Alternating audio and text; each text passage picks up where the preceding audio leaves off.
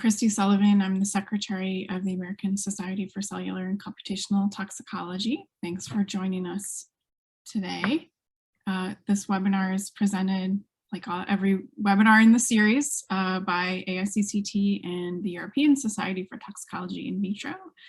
And I just want to encourage you to visit our websites to learn more about our activities and consider becoming a member to support these activities like this webinar series.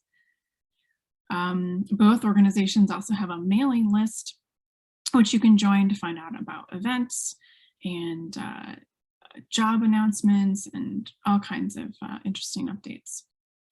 The webinar today is recorded, and the recording will be posted on the ASCCT website on the webinars page within the next few days. You can ask questions of the presenters using the Q&A feature. Please put your questions in the Q&A feature and not the chat. It makes it easier for us to keep track of them. We'll have a Q&A after each speaker is finished. So when the first speaker is talking, feel free to put your questions right in there so that we can get going right after they finish. You can also vote for other questions that you like. And if you have a specific speaker that the question is for, please let us know. We're also using closed captioning subtitles. If you want to enable them or hide them, you can do so at the bottom of your toolbar where you see live transcript. And finally, I hope you all will let us know where you're joining from in the chat and say hello. So a couple of really quick announcements. First of all, the ESTIV Congress, which is happening in November in Barcelona, is open for registration, and there is also an opportunity for late-breaking poster abstracts. So check that out. The ASCCT annual meeting, which will be in Chapel Hill in North Carolina in October, also has a few more days if you want to submit a poster abstract. The deadline is September 1st. And registration is also open, the program's open, and you can scan that QR code or go to the website to find out more about that. And also something that might be of interest to you, NYCEDM in the United States is hosting a symposium on NAMs for variability and susceptibility across populations. That's at the end of October, and you can register and find out more information on the NYCEDM website. And in preparation for those activities, and maybe we can put the registration link in the chat there in case you missed it. There is also a series of webinars leading up to the workshop in order to share some information and get people ready for the discussions. And two of these are here on your screen. As you can see, the next one is in a couple weeks. And you can go to pcrm.org/popvars to find out about recordings from the sessions and register for upcoming sessions. And finally, next month, our webinar is going to be focused on using NAMs in risk assessment, and we have two presenters. We are working out, it will either be this date with an EFSA speaker to be confirmed, or Jean-Loup Dorn might be able to be speaking at a different date. We need to work that out, some scheduling conflicts, but we will definitely have Katie Paul Friedman from US EPA talking as well. So keep a lookout for that. You can register now, and then you'll find out the confirmation. And on to today's speakers. I'm very excited for today's program. We're going to be talking about modeling and measuring the distribution and dynamics and kinetics of foods and chemicals. Our first speaker is Luca Dellafiora. Dr. Dellafiora is an assistant professor in food chemistry at the Department of Food and Drug at the University of Parma in Italy. He's been combining in silico and in vitro methodologies to study the mechanisms of toxicity of food-related molecules since 2011. And currently he's using 3D computational toxicology to study the toxicokinetics and dynamics of mycotoxins and other natural food contaminants. I will hand the floor over to you in a moment. I'm just going to introduce our second speaker so they can roll on through. So the second speaker is going to be Nynke Kramer from Wageningen University and Research, and also the OnTox project.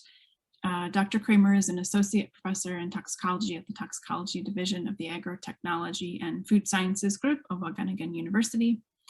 She teaches toxicology, toxicokinetics, and ecotoxicological risk assessment. Previously, she was assistant professor in toxicology at the Institute for Risk Assessment Sciences of Utrecht University, where she obtained her PhD in 2010.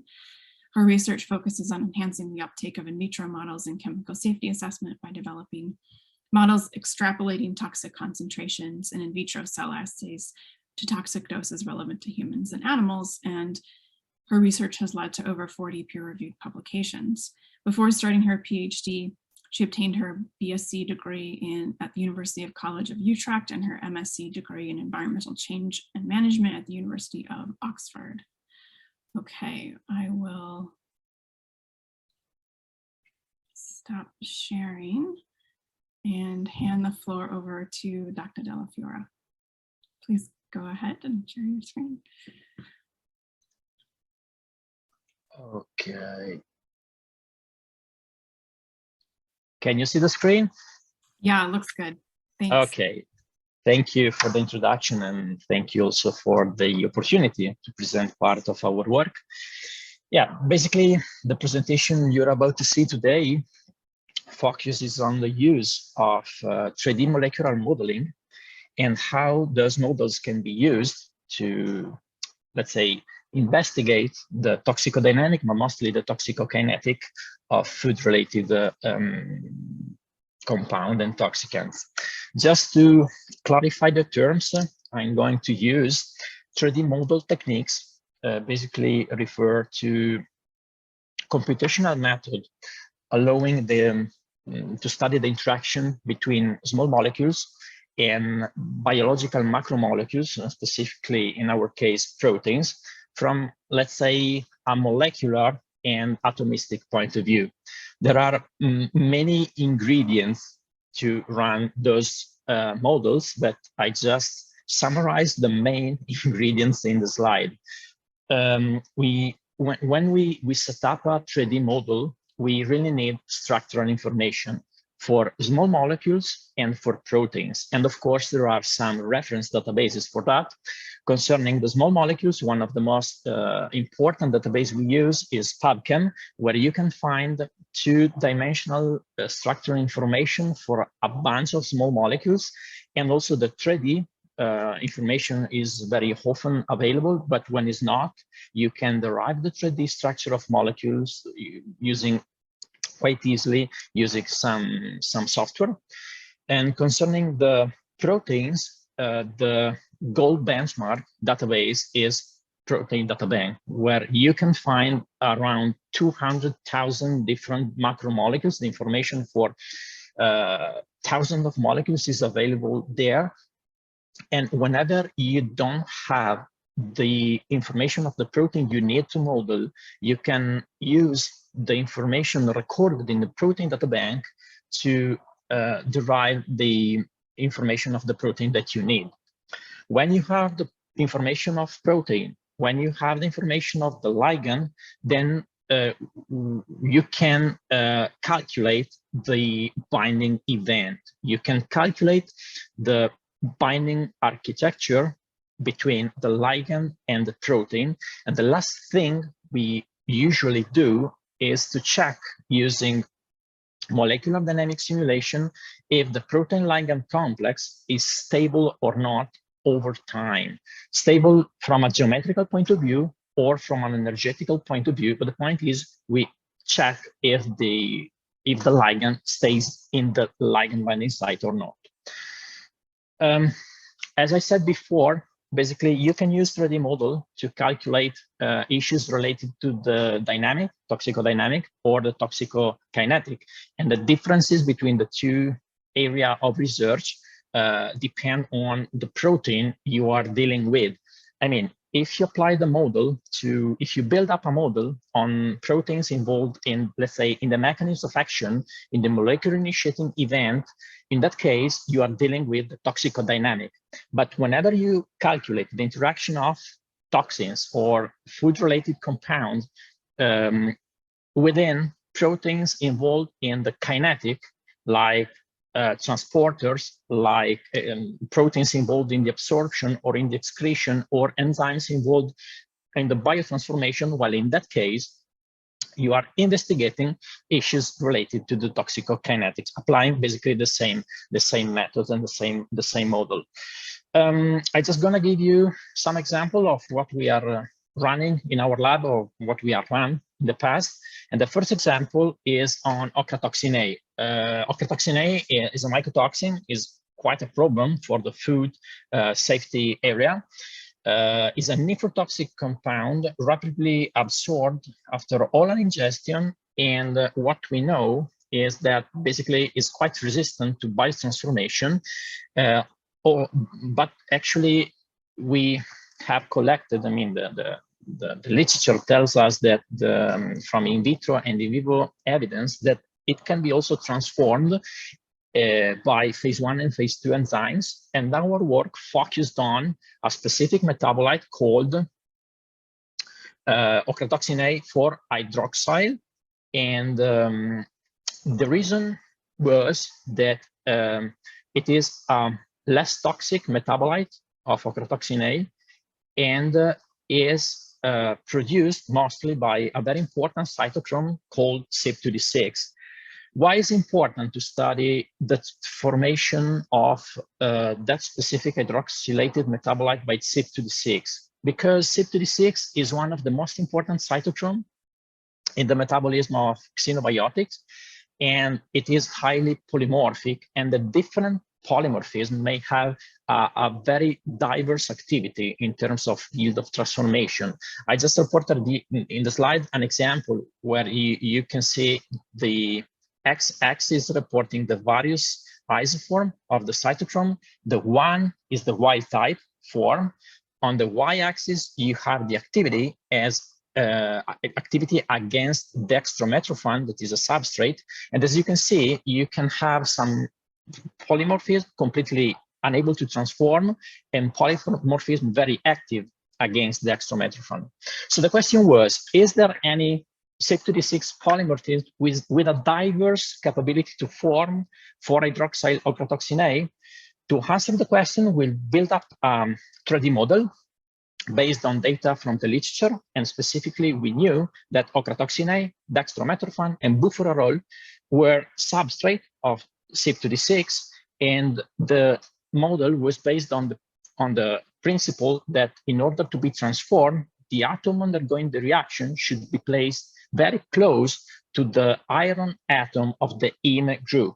What we got in the end was a model reliable in terms of that could distinguish reliably substrates from non-substrate, from molecules that cannot be transformed.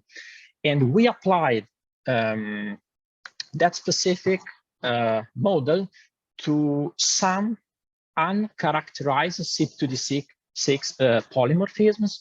And what we found, I just show you a couple of examples, that there is a huge variability in the capability of CYP2D6 polymorphism to transform ochratoxin A. You can see the video on the left is the wild type situation. As you can see, the atom undergoing the reaction is represented by the yellow sphere here. And along the whole simulation, the atom is very close to the iron atom. Look at this situation, it's completely different. The polymorphism 122 was calculated completely unable to transform ochratoxin A due to the higher distance between the atom undergoing the reaction and the iron compared to the wild type situation. The story was different for the polymorphisms 110 because the situation was very similar to the wild type one. And from 25 nanoseconds onward, we could see also a closer distance compared to the wild type. So we could expect that in the case of the 122 polymorphism, a lack of activity, while in the case of the 110, maybe stronger activity compared to the wild type. So basically what we got in the end was a prioritization of cytochromes worthy of further analysis, because subject having the 122 may have a reduced capability to transform OTA to the hydroxylated metabolite, and perhaps they may also have a different toxicology concerning the ochratoxin A. We also investigated the transport of ochratoxin A, and ochratoxin A is mainly excreted via urine. Some transporters are involved in the excretion, and the organic anion transporter 1 has been identified among the most important for the urinary excretion. And also in that case, we built up a model for the transporter, and that was tricky because there were no structures available in the protein data bank at the time of analysis. So we had to model the whole thing using homology modeling. And also in this case, we validated the model relying on the information from the literature. And specifically, we set up a kind of validation set, including 4 molecules, ochratoxin A and para-aminopuric acid, that are both substrate for the transporter, and homostacridine and beta-muriculate that are not transported at all by the transporter. And applying the model, we could see that actually the 2 probe substrate got in the transporter, and the transporter could open the mouth, letting the ligands getting in. A completely different story was for homostacridine and beta-muriculate. The first one was stuck at the interaction site from the beginning to the end of the simulation, while beta-muriculate had an outward trajectory. And in both cases, the transporter was closed. So we could predict also in this case, substrate molecule transported from ligand or molecule that are not transported. And also in this case, we applied the model to some mutated variant. And among the list of mutated variant of the organic anion transporter 1, we identified one specific mutation, the mutation of the position 476, with a substitution of a serine with an arginine residues.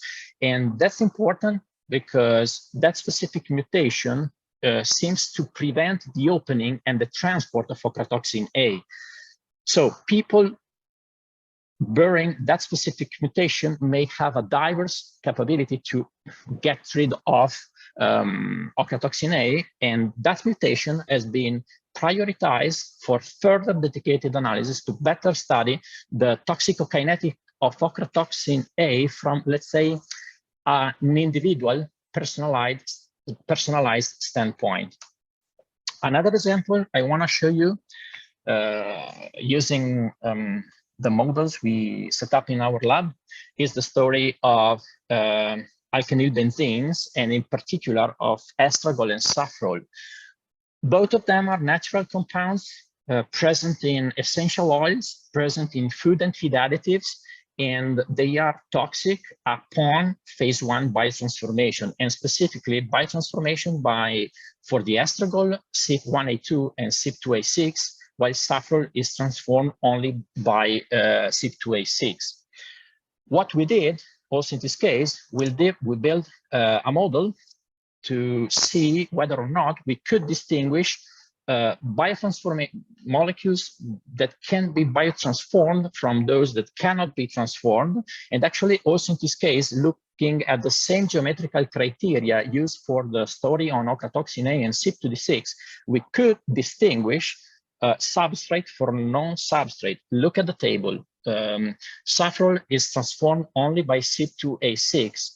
As you can see, and you compare the 2 videos on the right, bottom right, you see the differences in terms of distance between the atom undergoing the reaction, that again is represented by the yellow sphere, and it's quite easy to see that in this case, in the case of safrole within 1A2, the distance is much higher compared to the safrole within the 2A6. So also in this case, the model could distinguish substrate from non-substrate. And in that case, in this specific case study, we analyzed the possibility of animal analogs of CYP2A6 and CYP1A2 to transform safrole. Why is relevant? Because saffron is no longer used as a food additive, but is contained in essential oils used as feed additive.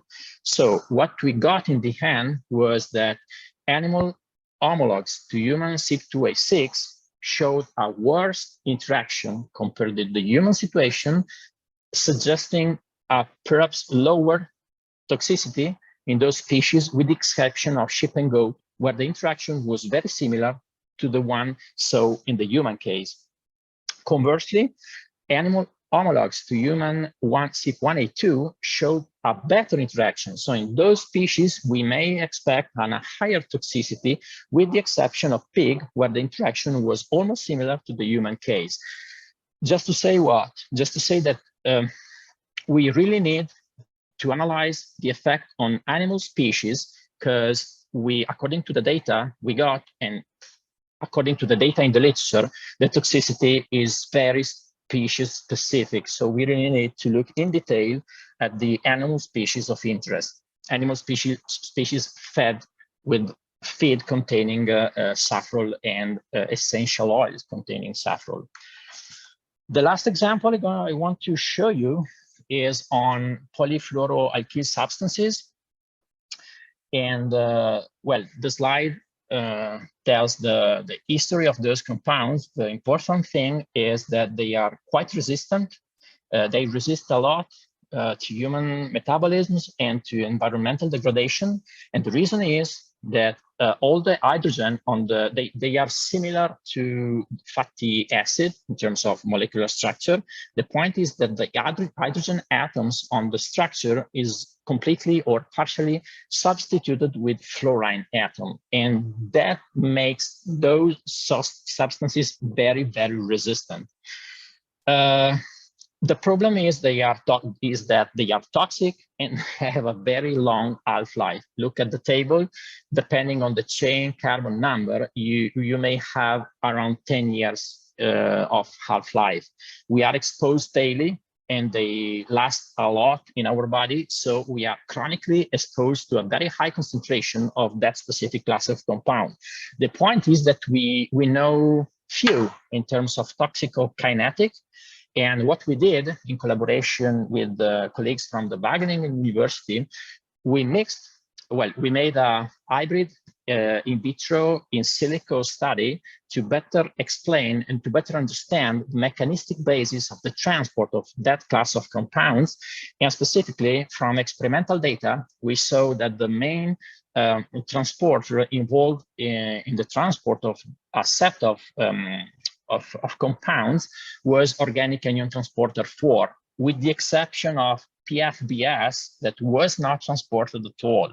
Conversely, URAT1, another transporter, was completely unable to interact with those compounds. The in silico analysis provided a mechanistic explanation of that.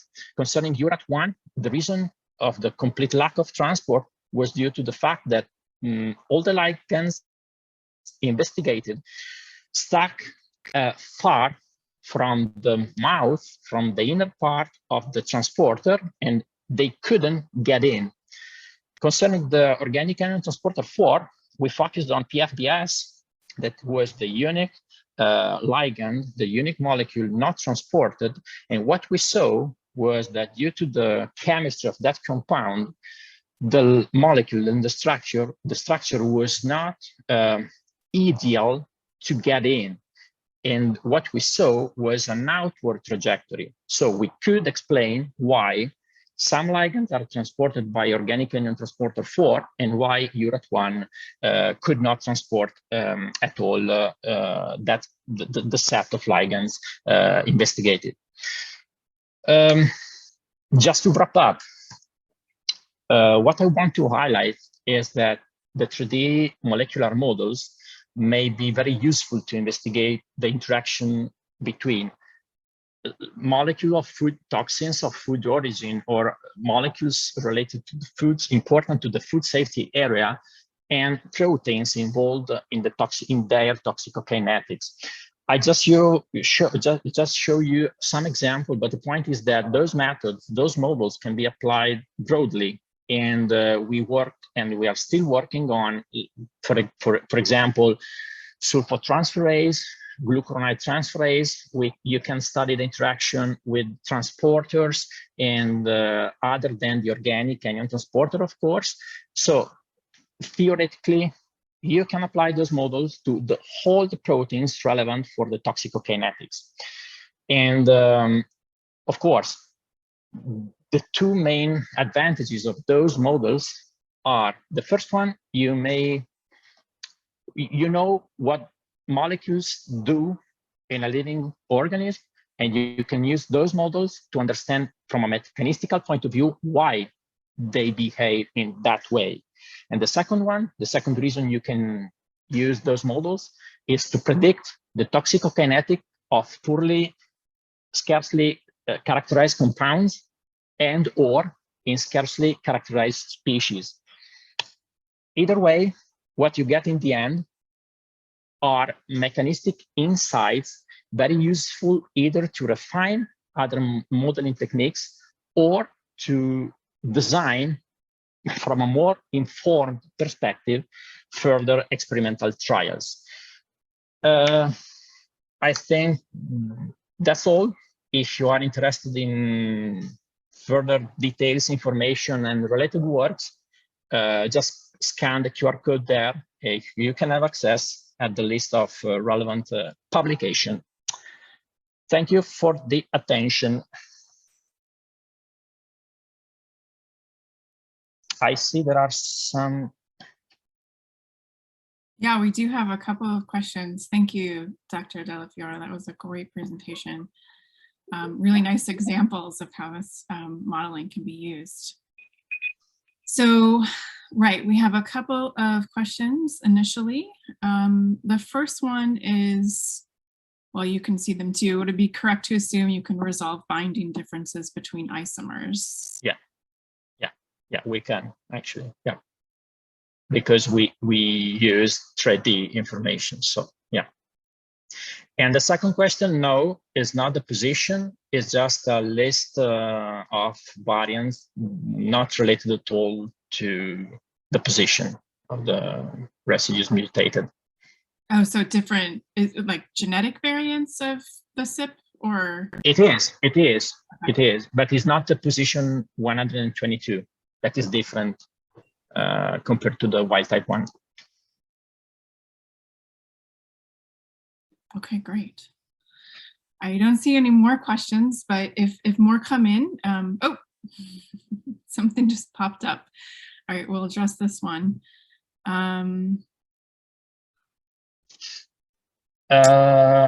you want to go ahead and address that? Yeah. Well, no, thank you. Well, you can detect using computational methods, actually, because, you know, the crystals may provide only one conformation. I mean, the most favorable in the condition that you got the crystal. So very low temperature, very low pH usually, so conditions far from the physiological one. In the case of our models, you can have more than one organization, and you can judge, you can estimate the thermodynamic stability. So in theoretically speaking, you may have information on all the possible organization of ligands within a specific protein. Okay, great. And oh boy, there's a lot more questions coming in. Why don't we pick one last question to answer, and then we're going to move on to Nynke. Okay, yeah. Just the last one. Of course, yes, we can calculate the binding affinity to plasma protein like serum albumin, and we are working on that. So yes, the answer is yes. Okay, great. So you can calculate the binding affinity and rate. Is that part of that, or is that something different? I guess the rate is the bound-unbound ratio between, you know, and you can derive it. It's not easy, but you can derive it. Okay, great. All right. Thanks very much for your questions. You can keep them coming in, and Luca will be able to answer them by typing. So Dr. Kramer, the floor is yours. Go ahead and share your screen and Thanks for that. I'm going to share my screen. So hopefully you can all see me. Yep. And see the screen. So thanks for giving me the opportunity here to talk today about the tools and that we use here and that we develop here in our labs for measuring and modeling the distribution of test chemicals in an in vitro assay. And as Christy's already said, I'm an associate professor here at Wageningen University, where a lot of our research concerns the toxicokinetics of chemicals and how this is necessary to understand, to do risk assessments with using new approach methodologies.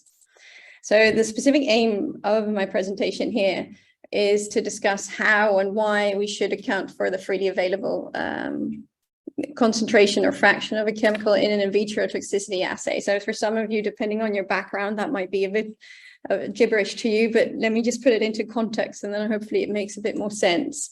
So in vitro toxicity assays, as you all know, are they're the cornerstone of toxicity testing in the 21st century, and they provide us with a unique opportunity to look at the molecular mechanisms that underlie toxic effects in human tissue, and they allow us to do this in a very high throughput manner. And then, as such, they're ideal tools to like refine, replace, and reduce animal testing in toxicology. And so that's also what the aim is here. So it's these in vitro assays and their associated biomarker technologies. They allow us to screen for how chemicals perturb a specific molecular target, and with the aid of adverse outcome pathways, understanding of these toxicity pathways, we can then relate these changes at a molecular level at the target to an effect in an organism.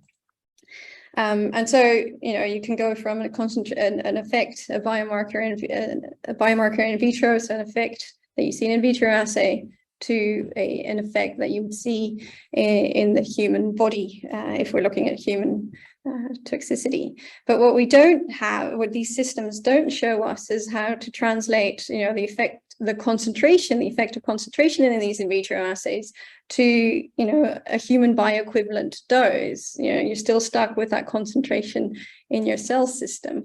And what you need here is to account for toxicokinetics, which the previous speaker also talked about. So we need to understand how a chemical is absorbed, distributed, metabolized, excreted in our body, because that determines the fraction that's available at the target or the target tissue, and the fraction that's available to cause a certain type of toxicity, so the biologically effective dose. Now, that's probably not something that you are unaware of.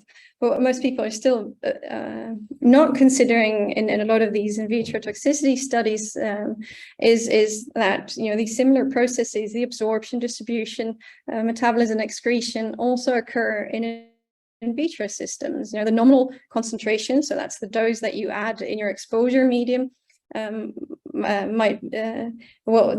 all of that will be available for uptake into cells, and this will be dependent on the chemical and on the system that you're looking at. And so I'll go into how that, if you don't take that into account, that might actually affect how you do quantitative in vitro to in vivo extrapolation, and that could be hampered in this case. So what ideally you want to do is really to compare, the tissue concentrations and the concentrations in the cell in vivo with the tissue or the cell concentrations in your in vitro. And so I'll go into how we can do that. Now, from an in vivo kinetics point of view, you're pretty well aware, but in toxicity testing in the 21st century, this is where we really look to use physiologically based kinetic models that simulate concentrations of a chemical in different tissues over time, using blood flow rates, for example, tissue volumes, and pharmacokinetic properties like plasma protein binding. What is similar but less used, but a similar type of approach is also used to look at in vitro distribution kinetics. And so here these similar processes, we can simulate in vitro. So we simulate the extent to which a compound binds to serum protein, can bind to the plastic in your well plate, and can evaporate, for example. And all of that reduces the concentration that's available in the cell. And so your concentration response relationships in an in vitro system for two chemicals might look very different when you start accounting for these two, and I'll show you some examples.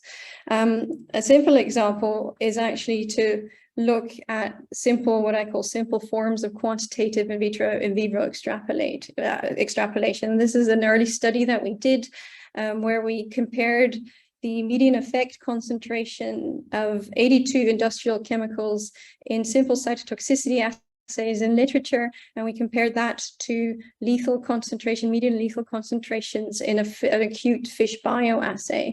And the first thing that you can see in this graph right here is that the correlation is generally quite good, except for a couple of outliers here, which can be explained by the fact that these simple cytotoxicity assays don't mimic very specific forms of toxicity. For example, here neurotoxicity of permethrin.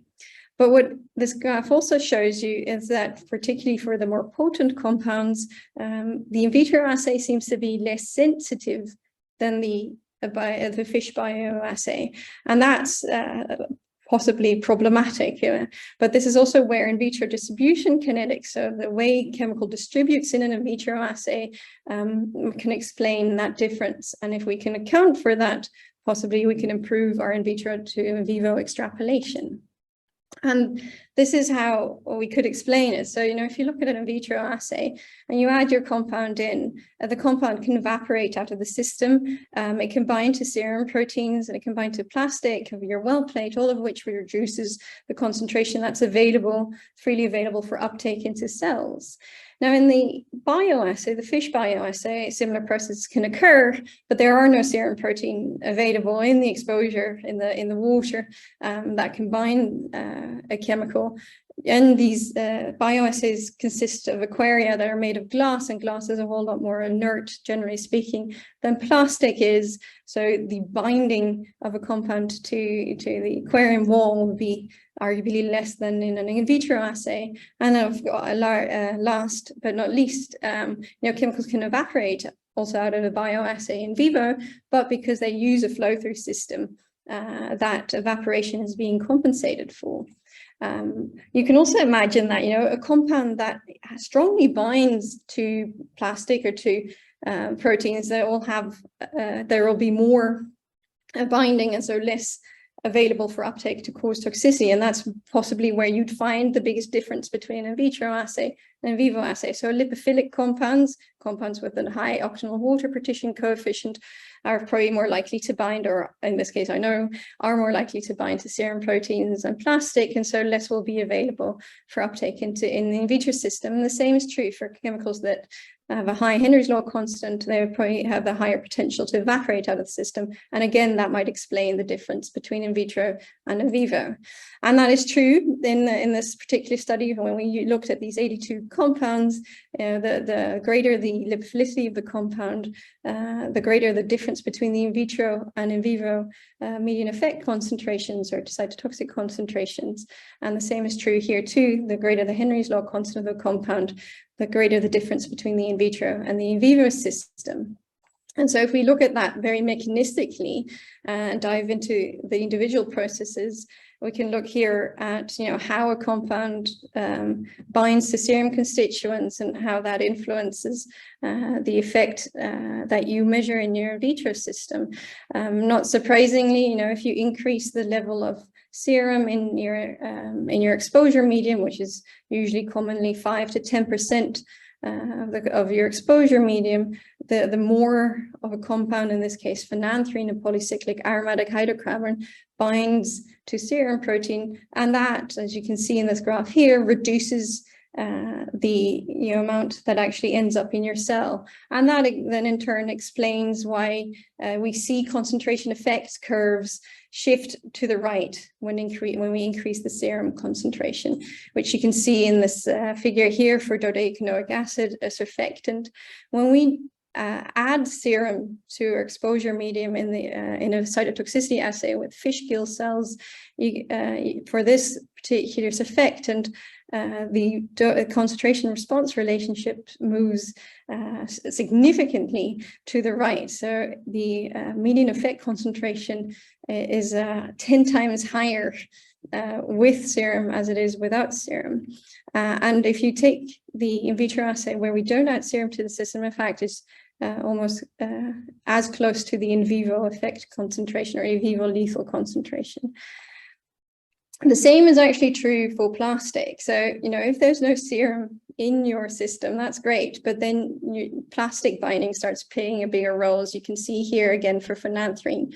There, where we don't have serum in the system, we actually have quite significant, some almost 50% is bound to the plastic of an in vitro assay. And that which is bound to plastic is also not available to cause toxicity.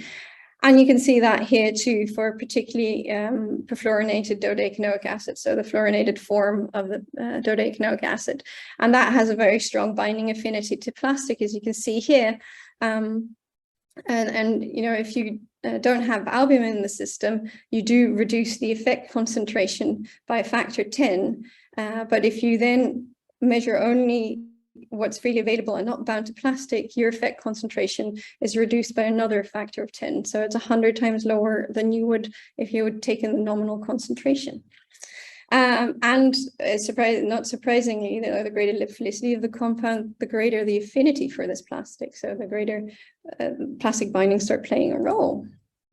And again, similarly to cell association, similarly to plastic binding, a chemical can bind and differentially to a cell. So generally speaking, if you add a lot of cells to your system, you will have less chemical per cell. And so it's not surprising that with increasing cell number in an in vitro assay, you have decreasing effect concentrations. In this case, this is dieldrin done by Michael Goulden and colleagues. They tested dieldrin in a bull sperm assay and looked at cytotoxicity, one of the first studies. And what I want to show here is that, you know, when you correct for the amount of the chemical that is actually in the cells, associated to cells, you'll find that, you know, like where before for these benzalkonium chlorides, for example, the effect concentration differs orders of magnitude. But if you correct them or correct these concentrations as a concentration per cell lipid, for example, or cell number, they actually all seem to line up. So benzalkonium chlorides in this case are almost equal potent at around 1 to 10 micromole, millimole per kilogram cell lipid. And so again, as before, you know, the greater the lipophilicity of a compound, it's not surprising that we also see an increase in the binding potential to lipids and specifically cell lipids. Then the last of these processes is in fact evaporation. And as you can see, evaporation is likely to be problematic for compounds that can easily evaporate. And this is an example of trichlorobenzene, which you might be familiar with. Well, if we just test it in a simple cytotoxicity assay, you know, the median effect concentration after 48 hours of exposure is 135 micromoles per liter. However, most of the compound actually evaporates out of the system. So if you use a normal dosing method, only 11% is actually available in the medium or in the system at all. The rest has evaporated. If we compensate for that, so we use a technique called continuous dosing or partition-controlled dosing, we can actually see that we shift the concentration response relationship to the left, and that we obtain a median effect relationships of 38 micromoles per liter. And if we also correct for protein binding in this case, we get a median effect relationship of 11 micromoles per liter, which is much closer to the in vivo effective or lethal concentration in the fish bioassay. And so when we've applied these principles that I've just shown you and look at the free concentration as opposed to the standard nominal concentration, whereas before, you know, like if we look at in vitro to in vivo extrapolation of this fish bioassay. This is the correlation. But once we correct for the differences in the kinetics, and that includes also accounting for differences for correctly mimicking the type of toxicity, we see that all compounds fit within a factor 10. And so this discrepancy between the in vitro assay and the in vivo fish bioassay disappears. So that means, so the moral here is that we should consider this particularly when we compare chemical potencies and compare the sensitivity of different assays. So how do we then assess, how much a compound distributes to serum proteins, binds to serum proteins or plastics or cells? In this case, the standard methods that you would also use in vivo, you would use here too. So you would look at rapid equilibrium dialysis to look at protein binding, for example, or lipid binding, or methods like ultracentrifugation and ultrafiltration, and those are standard methods. Or column chromatography if you look at protein binding again. And these are all methods that we use here to do this. But the method that we prefer here in our lab is actually solid phase microextraction. This is a technique which most of you may not be familiar with, but it combines an extraction and separation step into one, and you can put it directly into an in vitro assay. So it consists of glass fiber with a polymer coating, and only the unbound compound can absorb into this polymer coating, and that's related. So the concentration in the fiber is related to the free concentration in your medium by a fiber water or fiber medium partition coefficient, which we can measure. And so you could argue, okay, let's all do solid phase microextractions in our assays, but that's not feasible. It's not an easy technique, and it's definitely not. It's very time consuming, so it's not high throughput. So this is where we move towards modeling it instead of measuring it, because we also know, let's assume a static system here. You put your chemical in, it binds to serum, and the level of serum, the extent to which it binds to serum is determined on the partition coefficient or the binding constant to serum protein. It can also look at, you can bind to plastic, and that can be determined by the plastic binding constant or the partition coefficient, and the same is true for cells. So your free fraction actually is then a function of the concentration of serum in your system and the partition coefficient to serum constituents, the surface area of plastic in your system, and the plastic partition coefficient, and the same is for cells, the number of cells and the partition coefficient to cells, and the air-water partition coefficient and the ratio of the air to medium. And so these partition coefficients, again, so the binding constant, right, you can are related to the lipophilicity of the compound. The same is true for binding to plastic. So the partition coefficient to plastic is related to the lipophilicity, and the same is true for cells. And so we can input that into that same equation, so these quantitative structure relationships. And now we have we can estimate the free fraction of a compound in your specific in vitro system based on knowledge of the octanol water partition coefficient and the Henry's law constant and temperature in your system. Now, this is the model that I just showed you is not the only model that's available. In fact, a postdoc here, Susanna Proencia, has searched through literature and has collected all the in vitro distribution kinetic models that are out there. And there are significant differences. Some will not take plastic binding into account where others will. Some will take cell lipid binding into account, and others will take cell lipid and cell protein. And so that does mean, so depending on the in vitro assay that you use, in vitro model that you use, you will estimate different concentrations of your different cell-associated concentrations or free concentrations. And this is the case, so we put the most common in vitro models that are available. And you can see that they tend to show, for different compounds, they show the same pattern, but the variation that you see is due to the presence or absence of certain modeling processes that have been taken into account.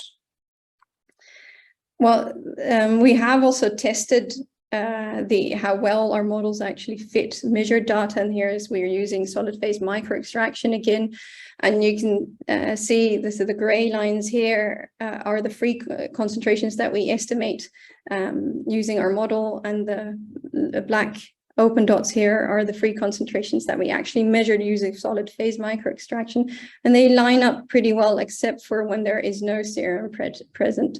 And I will explain that later, but this is probably because we do not model evaporation all that accurately.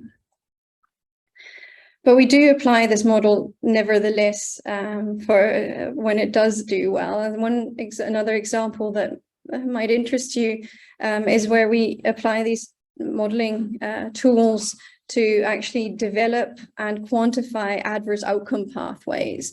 So here we developed an in vitro test battery for screening for key event perturbations in the liver steatosis pathway. And you can see here there are many gene expression changes, and in order to make an adverse outcome pathway and look at the development, you can see here that like a key event relationship early on in the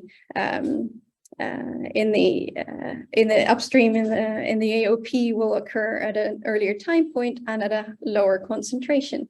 So we did just that. So we looked at different gene expression changes and lipid accumulation, and we did in see, for amiodarone in this case, with SREBF1, which is an upstream event in a key event relationship. Most of the effects that we see occur at low concentrations of amiodarone and at early time points, 16 hours in this case. Take a high and a more downstream event, CD36, and we see that the Tmax is much later, so at 48 hours and at much higher concentrations. But the exposure time and the concentrations the maximum concentration in our vitro assay and the maximum time, so the time where you see maximal effect, is actually chemical dependent, and that is often ignored when we look at adverse outcome pathways and when we try to quantify them. As you can see here for amiodarone, the effect is at 72 hours at very low concentrations, and for tetracycline, which is also steatotic, we only have to wait 48 hours to reach the maximum in our in vitro system, and we only see the effect at very high concentrations. But if we use in vitro distribution modeling, we can actually explain this difference between these two compounds. Amiodarone takes 6 hours to reach a chemical equilibrium, and a whopping 60% of the chemicals actually associated with cells. You can see that the medium concentration is significantly low.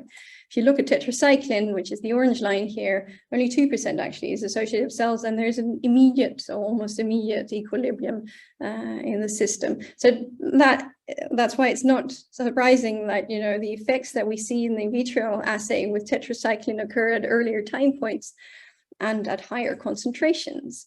You can see here the concentration. If you use the nominal effect concentration, so that's these two, it looks like amiodarone is 100 times more sensitive or more potent than tetracycline is. But if you actually put the dose response curves based on the concentrations that are actually in the cells, they neatly line up. And so when you do response modeling and adverse outcome pathway modeling, when you don't account for this in vitro distribution kinetics, and particularly if you don't account for this maximum time point, response relationships don't add up. But if you do account for the concentration in the cell as opposed to the normal concentration, and you look at the time point that gives a maximal effect, for different chemicals, the response relationships line up, and that gives us a neater way to look at adverse outcome pathways. But what I did show you also is like the model that I showed you earlier, and most models are based on static system. It assumes that there's an immediate equilibrium between the concentration that's bound to serum protein and plastic and cells. But as you saw, amiodarone takes 6 hours to reach that equilibrium, whereas tetracycline does not. And so the next level up in this in vitro distribution modeling exercise is really to look at dynamic systems. Can we estimate the concentrations over time like we would in a physiologically based kinetic model? And this is a very recent paper by Sherry Block, where she's applied the static model and made it into a dynamic model. So based on physicochemical properties, we can estimate the concentration in time. And it does pretty well for amiodarone in this case. So this is amiodarone in medium, the dotted line, and the amiodarone levels in simulated in cells after a single dose in this case, and after a repeat dose. So increase the, by increasing the time of the exposure, you increase the level in this of amiodarone, and therefore also the toxicity. But like I've also mentioned, also these dynamic models are not great at modeling evaporation, and that's because they assume a closed system, but we know for most in vitro assays, it's an open system. There's interaction with the air, so there's a whole lot more lost usually to evaporation than what we model. Take, for example, these alkyl benzenes. We model that approximately 50% of toluene is freely available in a simple cytotoxicity assay, but when we measure it, we measure nothing. But yet, if we use a closed system, so instead of using these well plates, we use autosampling valves, then actually our model fits the measured data very well. But you can't always use a closed system, for example. So we've also developed partition controlled dosing here, where we we actually load the chemical in PDMS or another polymer, and then we place it on the bottom of a well plate, and there's immediate chemical equilibrium between the concentration in the polymer and then the medium. And we grow our cells on trans wells. And so whatever is lost to plastic binding or to evaporation is actually being compensated by release from the polymer. So the concentration in your medium stays constant over time. And when we do this for toluene, for example, in this case, we actually get concentration and response relationships, which we didn't see before. So this is when these crosses are where we use the normal way of dosing a system, and these concentration response relationships here is when we use either these closed vials or these partition controlled dosing systems. And there you can see concentration response relationships, and they actually relate very well to the toluene lethal concentration in fish, for example. But also when we use a PBPK model, we can also estimate that using these concentration effect relationships in vitro, that the lethal dose in a rat after an inhalation for 1 hour actually overlaps with our in vitro assay, which we would have otherwise not seen. And that brings me to the last slide. Is like I said, so there's a lot of modeling opportunities. You can measure it, but it's very cumbersome.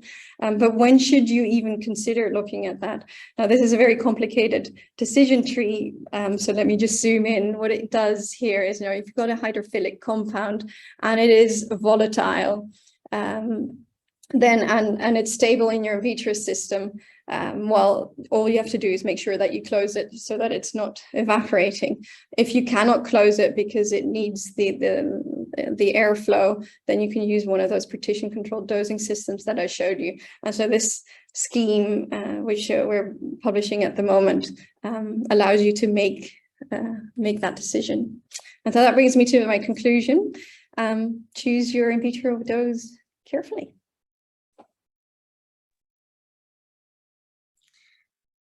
Yeah, maybe that's one of the best take-home messages, right? Is to know what you are testing and dosing.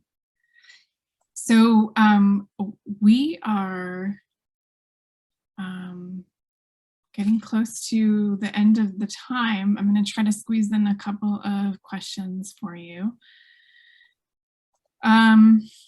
One of them, maybe a quick one, is using the SMP method, are you analyzing headspace or cell media? Yeah, so in the case that I showed you here, it's cell media, so directly in cell media. But there is what we call headspace SPME, where you could also do the headspace. When doing something like that, it does need to be a closed system, because otherwise your prediction coefficients don't match up well. Right.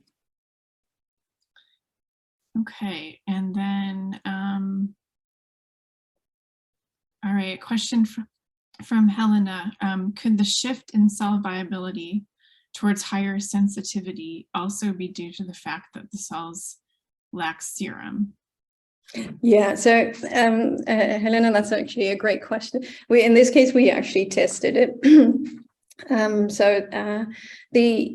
The levels of, so when we actually make the dose concentration response relationships exactly based on the fraction that's available in the cell, they match up. So from there, it seems to indicate that they're not extra sensitive. Now I have to note here, when we were dealing in this case with fish gill cell lines which have no problem with low oxygen levels, there are going to be cell lines which are very much more sensitive because they're already not very happy because they're in oxygen poor situations. And this is also where I say it's like, then a closed system would not work, or a low serum level wouldn't fix your problem. In that case, you would have to either compensate for the binding, so just account for the percentage of binding, or use specific dosing techniques. Yeah. Okay. There's a question wondering about, so we see this effect of binding to plastic wire with lipophilic chemicals. Are there this effect or maybe other effects for chemicals that are water soluble or heavy metals? Are you aware of? Yeah, so for the more drug-like compounds, as I would call them, so not very lipophilic, the nice ones, usually it's not too much of an issue. Your nominal concentration, your free concentration, takes tetracycline, for example. And again, it depends on the system, is very similar, usually, because also those are quite high levels. So the free and the nominal are very similar. It's really when the lipophilicity or very specific, some compounds are maybe not as lipophilic, but they bind very specifically to serum albumin, for example. This is where it starts deviating a lot. And as you can see from the figures that I showed you, we've got many more, it's like it deviates easily by 2 orders of magnitude. Yeah. And with heavy metals, they have very specific binding. So, they, the models that we have don't take metals into account. You'd have to measure it. Yeah. Okay, a couple brief questions on context. One of them is asking about applying maybe this concept to regulatory affairs. So, how can you think about explaining this in a regulatory submission or considering that in a regulatory submission? Do you have any ideas about that? Yeah, so that's a great question. So the issue of in vitro distribution kinetics, or the chemical distribution in vitro system, and how that can affect your readout, is actually being mentioned in the GIVM document, the good in vitro culture practices documents. So it is something that is on the radar, or should be on the radar.